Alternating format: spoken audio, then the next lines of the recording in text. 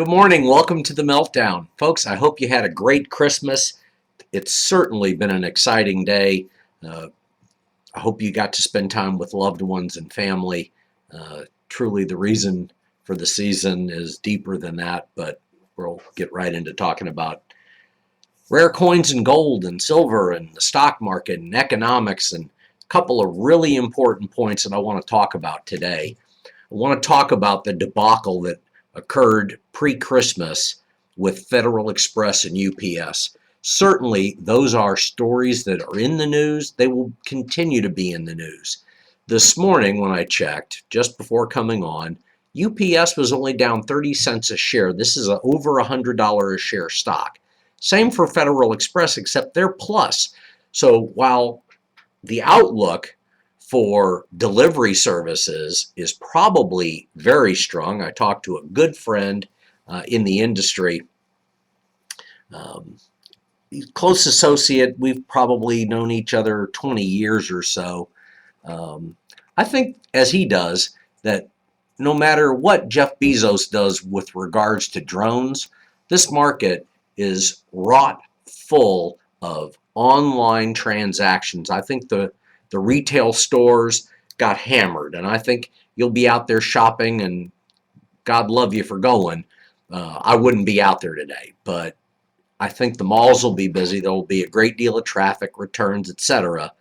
But folks, online shopping is the wave of the future, and whether it's by drone or by standard delivery the way we know it, I know that there are major delivery services that are trying to convert and buy vehicles that are generated on other forms of fuel other than gasoline. It's an important consideration, and of course, the U.S. Postal Service didn't get thrown under the bus like everybody else did. But in the big picture, the U.S. Postal Service continues to raise rates as they lose market share. Well, the public is probably going to lose some market share with regard to how they view buying and shipping.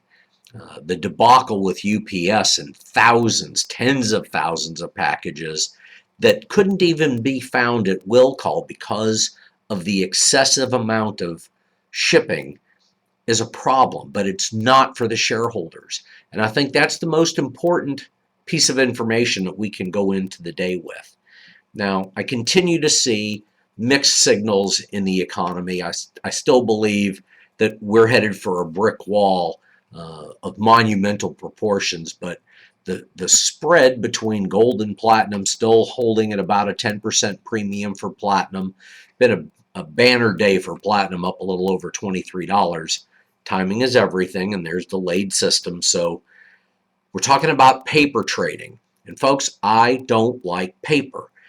I'm in this industry for a specific reason, and because I believe that gold and silver are discussed in the Bible and they should be a portion of your portfolio.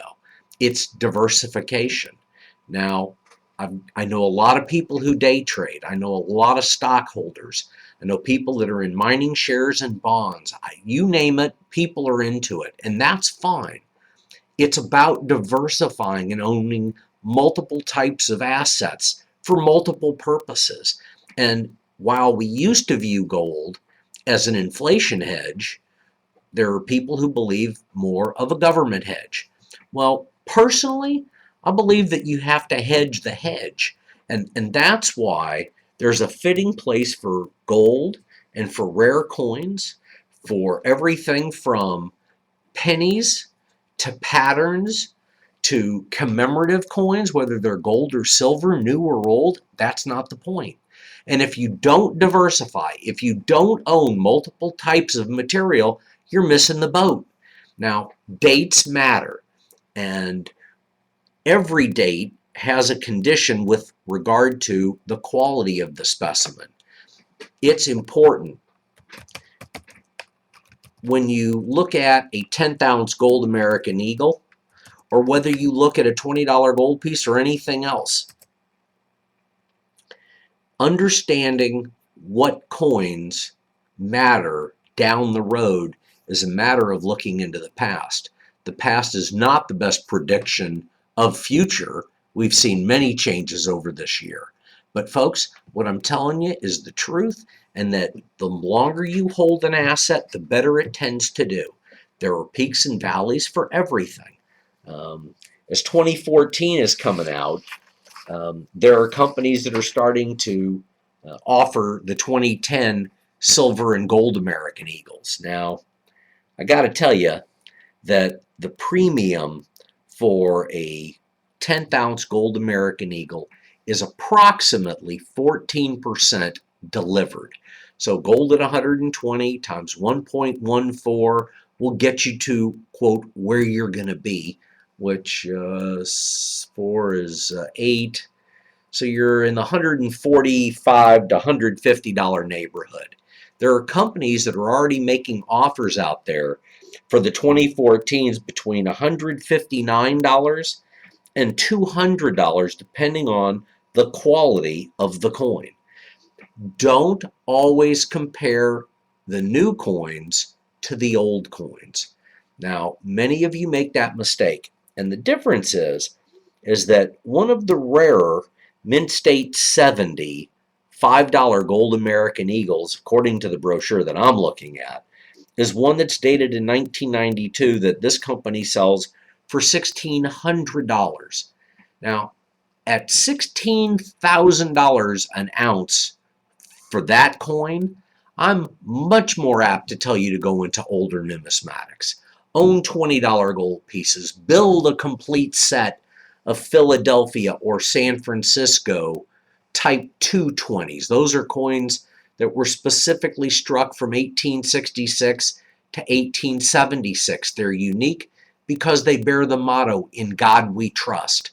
Now, prior to that, 1850 to 1866 San Francisco were no motto 20s. They did not bear the motto, "In God We Trust," on the reverse, on the back of the coin. Now, people have a misnomer about $1 and $20 gold pieces that were made prior to the 1940s. Those coins contain 0.9675 ounces of gold. They're 91.67% pure. Silver dollars are 0.7738 ounces. They are also 90% pure. These are not 1 ounce representative specimens. And all U.S. gold that was produced from 1795 until 2005, all those gold pieces were all struck in 22 karat gold. Now, there are some commemorative issues that have a higher density of gold, but the bottom line is that in 2006, the U.S. Mint introduced the Buffalo, a 1 ounce coin. And the 1 ounce coin struck in 24 karat was struck because the United States Mint felt that it was missing a portion of the sales overseas for those people who really want pure gold. It's important. It is very important to understand that the demand for gold American Eagles is probably the most recognized gold coin that there is, and it weighs over an ounce, so that you net 1 ounce of gold. That's important. And as you track gold and gold coins, it's important that you be a collector. Now, I understand that there are people who do not want to pay very much premium for anything. I understand being frugal more today than I've ever understood it in my life. And it's from that standpoint that if you call and buy 20 ounces of gold or silver, it is the law that you follow to be a collectovestor. Collectovestor is a term I made up. When President Reagan signed the law authorizing the Treasury to begin making gold and silver again, minted coinage, the language in the law deems the coins to be numismatic. Now, it's from that standpoint, numismatics just means the perspective of collecting, different dates, different sizes. If you buy the same date and you own 10s or hundreds or thousands of coins or thousands of ounces. Own multiple dates so that you can be a numismatist. You can be in the numismatic field. You can, quote, be a collector. Hoarding was illegal as of May the 1st, 1933, when FDR confiscated gold. He did not confiscate collectors' material. Silver was exempt. But let's face it, the problems that we have in this economy today are very different than what we experienced back in the 30s. We're all over leveraged. Businesses, individuals, countries, the world as a whole is overspent. Now, I found it interesting today that the Chinese government came up with a figure to discuss the amount of debt they want to purport to society. They're claiming that their debt is in the neighborhood of $3.3 trillion. That's 19.94 trillion won by the end of 2012. The local government debt accounts for most of the total government, which is expected to hit 27.7 trillion. That's 4.5 trillion US dollars if you convert it. Now, folks, that means that we're reporting our debt 4 times higher. It doesn't talk about unfunded liabilities. It doesn't talk about quantitative easing. It doesn't discuss anything. All it is a number because, quote, the Chinese central bank doesn't have to report to pretty much anybody. People buy gold and silver and they buy rare coins as a hedge against what governments are doing.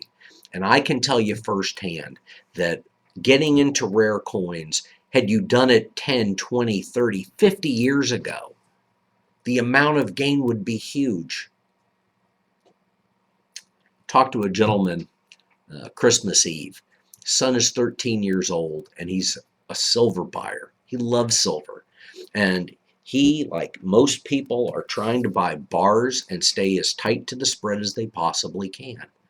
And it's from that standpoint that I'm going to tell you, when you get right down to it, that hoarding is common material in bulk.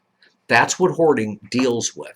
So it's from that standpoint that I truly want to explain that the reasons that you have to collect is that collectors were exempt from confiscation. And you're going to tell me, I know that you're not going to turn it over if the government says to. Well, that didn't work in Waco for David Koresh any more than it's going to work for the fools anywhere else in the world that want to go toe-to-toe with a government. I know a lot of people that live out in the country. Heck, I know people that live in the city that are country. And the bottom line is that you reap what you sow. Karma is definitely out there.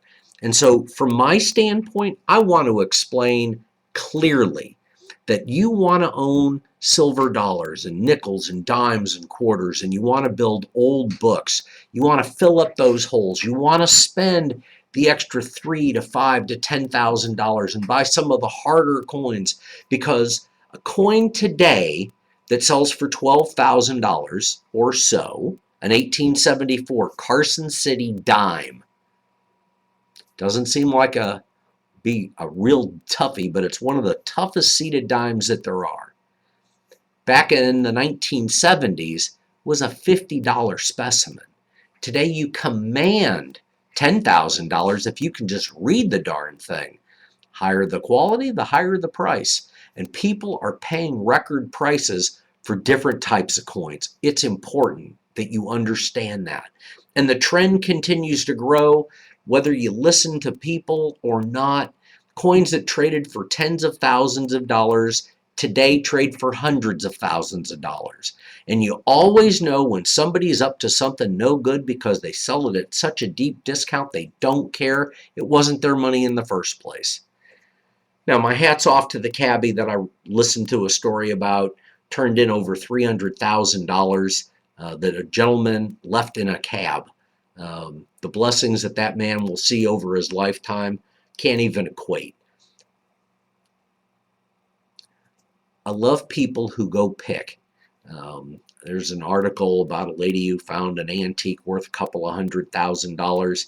There are people who discover things all the time. And ultimately, what I want to share with you is that if you're thinking about moving some assets around, if you own CDs, if you're in stocks, if you've got mining shares, if your money manager, your guru is telling you to stay in paper and play for the long haul, which most of them do, it's because they don't make a market in this. They don't understand it. They haven't studied it. It hasn't been the bulk of their training or what they focus their life around. Most of those guys are still selling out of the house account because they make more money doing it. And sure, they'll represent to you over the long haul that that's a better place to be. But what I can tell you is that I'm watching markets and I'm watching all the currencies falling with the dollar at the moment. I can tell you the price of crude oil is rising, and we're facing $100 a barrel crude. And the price of gasoline is more volatile than an ex-wife. It's a point that you've got to get outside of the box and start looking at things a little bit different. The cost of silver is over $20 an ounce. That's in paper. If you start buying other types of assets like silver American Eagles or silver Maple Leafs, or silver dollars, you'll pay anywhere from a premium of better than 20 percentage points over melt to thousands of percentage points. Typically, I like the rarer coin, and the younger you are, the more time you've got to allow it to do its maturing. Just common sense, that's all.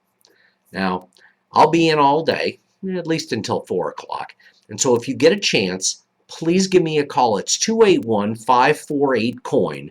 That's 281-548-2646. Or you can call toll-free 877-705-2646.